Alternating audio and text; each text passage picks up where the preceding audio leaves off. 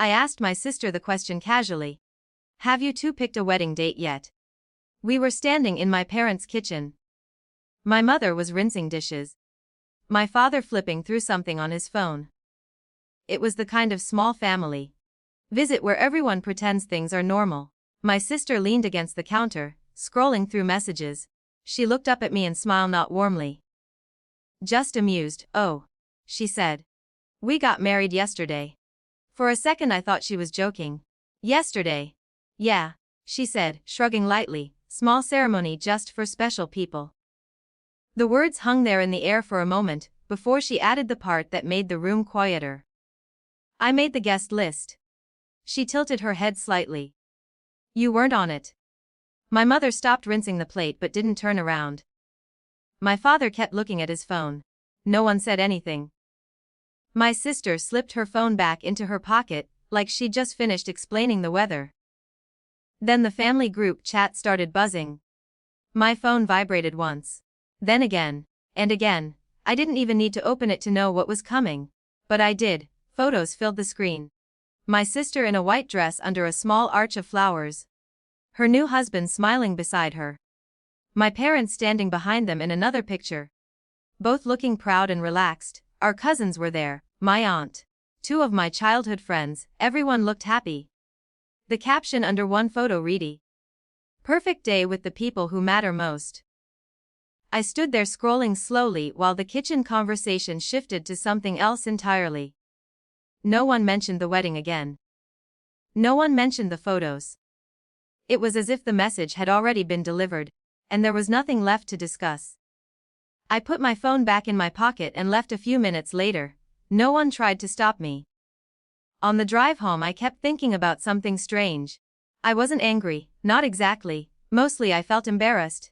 Not because I hadn't been invited, but because I had never really questioned the role I played in the family.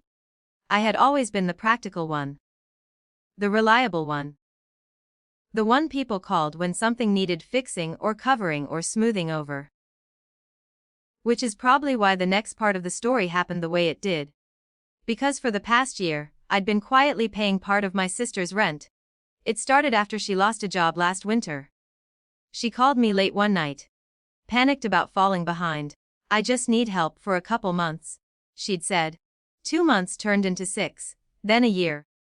Every month I transferred the money without making a big deal about it. No one else in the family knew. At least, I didn't think they did. A week after the wedding photos, my phone rang. It was my sister. Her voice sounded completely normal. Hey, she said. Rent's overdue. Did you send it like always? There was no hesitation in her tone. No mention of the wedding. No acknowledgement anything that had happened the week before. Just the same expectation. I leaned back in my chair and looked out the window for a moment before answering. I didn't send it. There was a small pause on the line.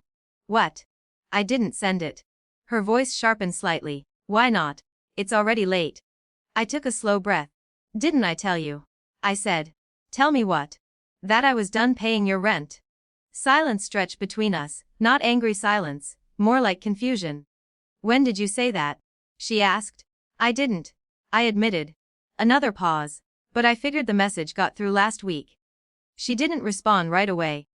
When she did, her voice sounded different. Less certain. What's that supposed to mean?